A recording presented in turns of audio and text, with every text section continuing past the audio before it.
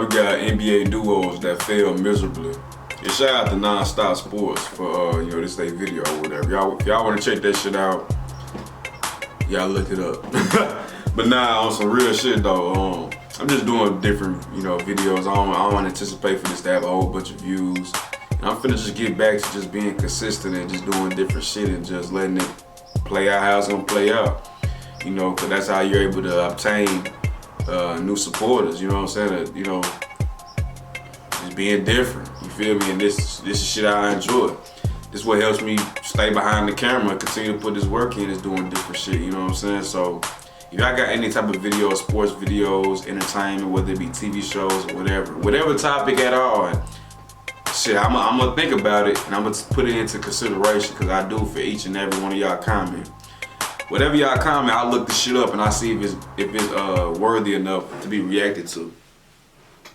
Cause some of y'all be putting me on to local motherfuckers who got like thousands of views or whatever the case may be. And I know what y'all be doing, and y'all real for that, but I ain't finna do that. You feel me? It ain't no point. It ain't, anyways. But let's go ahead and get into this shit, man. This shit like 15 minutes long, so we gonna get straight into it. NBA is a league ruled by superstars. A single superstar often guarantees you a playoff spot. Two will make you a title contender. However, that's not an exact science. Here are the worst cases of superstar implosion and the greatest NBA duos. Oh, y'all already know they finna put Kyrie and KD on here. So in 2006, when the 76ers traded him to Denver, Philly's fan base was disgusted. Unsurprisingly, the Nuggets fans were ecstatic because they had Carmelo Anthony, who averaged 28 points. Bro, that was so raw. Like Carmelo and AI on the same team. Like on paper, that's lovely.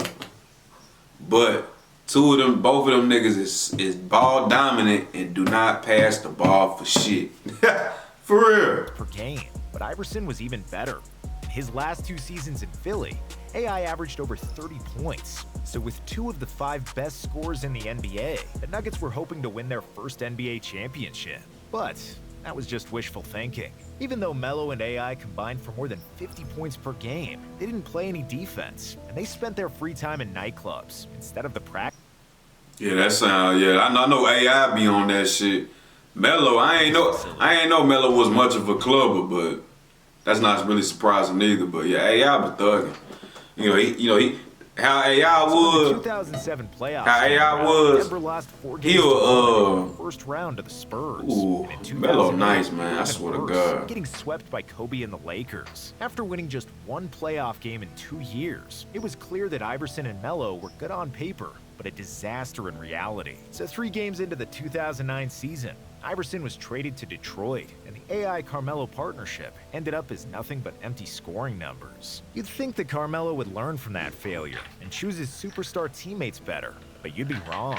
In 2010, Melo forced his way out of Denver and into New York because he fell in love with another superstar. In a basketball sense, not romantically, just to be clear. It was Amari Stoudemire, who was like a Lamborghini with bad brakes. When he was at his best, Amari was the most explosive big man in the NBA. No the cap. problem was that his knees were terrible, and it was only a matter of I think he had back issues too. Crash, just like a fast car. I remember that shit. The back then, the Knicks, the Heat when they first formed, Boston was still straight. His first 10 games in New York. OKC was on the come up. I missed that time. I was like 12. I was like 12, 11 during that time. Play with Stoudemire on the Knicks, but in their first shit, crazy. That was a long time ago. Amari's knees lasted only until the All-Star break. In the following season, Stoudemire played just 29 games, and it was clear that his best basketball days were behind him. Carmelo was supposed to drive at 200 miles per hour with Stoudemire, but he got a wreck that was in the shop more than it was on the road. Stoudemire and Anthony never won a playoff series playing together, and they flamed out just as abruptly as they got together. But at least they didn't end up hating each other, which could not be said about KD and Russell Westbrook, because when they split up, it felt like the biggest betrayal in the NBA. In 2007, it's not a Durant was betrayal, drafted bro. by the Seattle Supersonics. Next year, the team moved to Oklahoma City, and in their first draft as the OKC Thunder, they selected Russell Westbrook. Man, they had a squad 2009, straight from the and in 2012, the draft. the Thunder played in their first NBA Finals. I watched all them games. So bright. And OKC I wanted OKC to win so damn bad. Titles and become a dynasty, but they managed to ruin everything.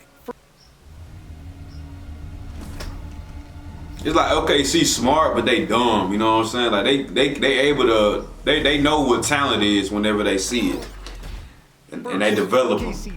Like in about 3 to 4 more years, OKC gonna be one of the coldest teams in the league. But right now they sorry as fuck because everybody young and they drafted niggas and shit. 2016. OKC had a 3-1 lead in the conference finals against the Warriors, and were just 1 game away from proceeding to the finals. But thanks to Klay Thompson's magical Game 6, the Warriors forced a Game 7 and would ultimately prevail and win the series. Kevin Durant was a free agent, and he had enough. OKC's offense was stagnant. Russ was forcing a lot of shots, and KD was always guarded by 2 people. Why are you showing that The shit? next chapter was with Golden State, the team who just defeated them in the playoffs. While Russ stayed in Oklahoma, hating KD's guts, Westbrook didn't even acknowledge KD. He probably hated his guts, but Russ loved that shit that he was able to do shit on his own. Like, I think people need to bring that shit up a little bit more. And I love Russ, but shit, when KD left, he like, oh yeah, it's my team, it's my shit now. You know what I'm saying? All-Star game, and they had a big argument on the court when Durant visited OKC in a Warriors jersey.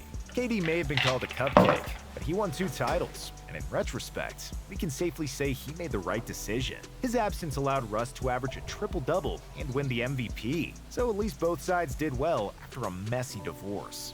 Something Kobe Bryant was very familiar with. Kobe was the biggest asshole when it came to basketball, and he was known to be extremely R.I.P. to his GOAT, man. teammates. Greatest. Dwight Howard was the complete opposite, and was known for having a good time and laughing on the court. Even though Howard came to LA in 2012 with the resume of the best center in the NBA, his personality he was never going to dominant. click with Kobe's. However, that could all be forgotten if the Lakers were winning, but it just wasn't the case. Dwight was still recovering from back surgery that limited his athleticism and mobility, and the Lakers were struggling to make the playoffs. But to make the postseason, Kobe went on a tear in the final months of the regular season, playing more than 40 minutes per game, carrying the Lakers to each precious victory. The Lakers eventually did secure a playoff berth, but they paid a hefty price. Kobe tore his Achilles due to the insane workload at the age of 34, and the Lakers. Mike D'Antoni, bitch ass, man. Howard was now a free agent, and he could have chosen to stay with the grumpy and injured Kobe or go to a new destination. So ultimately, he chose to join James Harden and the Rockets. And ain't win When shit. Bryant first played against But I like the Dwight Howard, let him though. know exactly what he thinks. What he did, but you know. Soft. You are soft, Kobe kept repeating, even challenging a much bigger Howard to a fight. Dwight still managed to make the All-Star team in Houston, but his relationship with James Harden soon became identical to his beef with Kobe. Then during Howard's 3rd year with the Rockets, Harden couldn't stand his big man anymore. They didn't talk. Harden rarely passed him the ball, and the Rockets weren't a good team. After an embarrassing loss in the playoffs, Howard was forced to switch teams again, and he would soon earn the reputation of one of the most annoying players in the NBA. Bryant even said that after playing with Dwight, that he started to appreciate Shaq more, despite their beef that lasted for years. But if there is somebody who didn't appreciate Shaq as a teammate, it had to be LeBron James. Own every Yeah. getaway sales event. But shit, Shaq was old as fuck by this time, though. I'm gonna keep it a stat. But he was dominant because he's still strong as hell. But Shaq was not the same by the time he got to Cleveland. I remember that shit. I used to play with them niggas on 2K10. Shaquille O'Neal was a certified ring chaser. And in Oh, God. 2009, Shaq was an all-star with Yeah, shit. When Kobe won his 5th ring, bro, that nigga Shaq got psycho in the head. So he started going from team to team to get his 5th ring, just to match Kobe and shit like that, bro. Like, motherfuckers don't be bringing that shit up enough. Motherfuckers always saying, talking about how Kobe, it was Shaq's team. He won all 3 of the finals MVPs. Like, yeah. Like, that nigga, Shaq knew how cold Kobe was, bro. And then nowadays, Shaq be trying to say Penny was as good as Kobe. Well, he said some crazy ass shit comparing them 2 niggas. Like, you can't. I fuck with Penny, but he ain't fucking with Kobe. And if anybody agree with that shit, y'all go in the comments right now, and I'm gonna get on your ass. Phoenix. But after he failed to win the title with Steve Nash, O'Neal believed that his best bet to win another championship was to join LeBron James in Cleveland. The only problem was that Shaq liked donuts more than he wanted to win that elusive 5th title. Fat and out of shape, Shaq never provided much help for LeBron, averaging just 12 points and 6 rebounds in 23 minutes per game. Damn. The Cavs lost in the second round of the playoffs to the Celtics, after which LeBron ditched Shaq and made his decision to take his talents to South Beach. So in 2011, Shaq went on another I remember that sloppy ass shit. where he would ultimately end his career. But the Celtics weren't lacking in superstar duos failing miserably. In fact, Kevin Garnett didn't just fall out with a fellow superstar, he lost his best friend. In 1995, Kevin Garnett came to the NBA straight out of high school, and a year later, Stephon Marbury wanted to do the same. He called KG, asked him about his NBA experience, and they soon became great friends. After which Garnett persuaded Marbury to put his name in the loaded 1996 NBA draft. You can imagine Garnett's happiness when the Timberwolves... Bro, this nigga real deal got a cut in the a part in the middle of his head. I ain't never seen a nigga rock this shit He ever. was originally selected by the Bucks. Even though Ray Allen was one of the greatest shooters ever, trading for Marbury looked like a steal for the Timberwolves. Starbury had put up great numbers and was one of the best passers in the game and was looking like a perfect Robin to Garnett's Batman. But when Garnett got a gigantic $126 million extension and the Timberwolves offered Marbury only $71 million, problems began to arise. And beyond the money, the weather was an even bigger issue. Marbury was freezing his ass off in Minneapolis. But shit, he from New He didn't want to sign York. a long extension. And in the middle of his third season, during a particularly cold winter, Steph asked for a trade and got sent to New Jersey. KG felt he was betrayed and was never on great terms with Marbury ever again. But no betrayal could have been as bad as what Vince Carter did to Toronto. Carter wanted to get traded, so he refused to play hard in games. He was dragging himself on the court, not playing a lick of defense, and generally not giving a crap about his team or the fans in Toronto.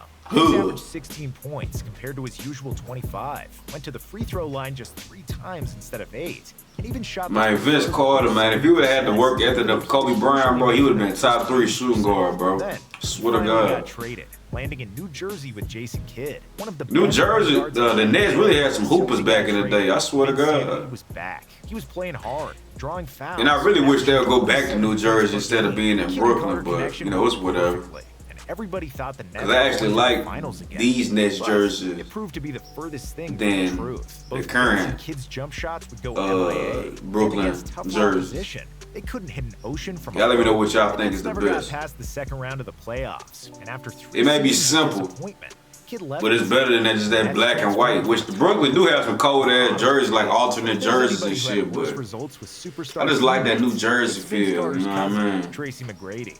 In 2000, McGrady left Toronto and his cousin Vince in order to play with the best small forward in the NBA at the time. It was Grant Hill, a 5-time All-Star in his basketball prime. T-Mac joined Hill in Orlando, which was kind of like Leonardo DiCaprio getting a lucky poker hand and winning a ticket for the Titanic. Because just like Leonardo, McGrady's dreams of a bright future were soon replaced by the harsh reality that he boarded a sinking ship.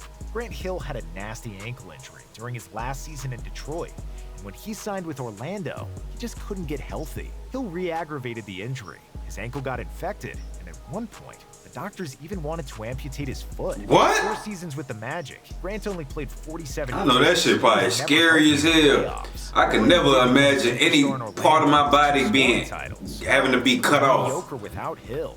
And after 4 This- years, T-Mac had no that choice shit but to go to crazy. Orlando. Ironically, just when Tracy left, Grant Hill got healthy and became an all-star with the Magic. While McGrady was definitely one of the most talented players ever, he must be the least talented ever when it comes to picking his superstar teammates. Because after the fiasco with Hill in Orlando, McGrady teamed up with Yao Ming in Houston. Yao came to the NBA in 2000. Man, yeah, man, he was just injury prone, man. Worldwide.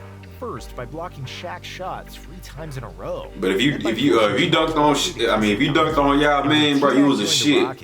Everything looked perfect, as both superstars were healthy and formed great chemistry on the court. But in 2005, after a disappointing playoff exit, Yao and T-Mac couldn't stay on the floor together. If one was healthy, the other was injured, and vice versa.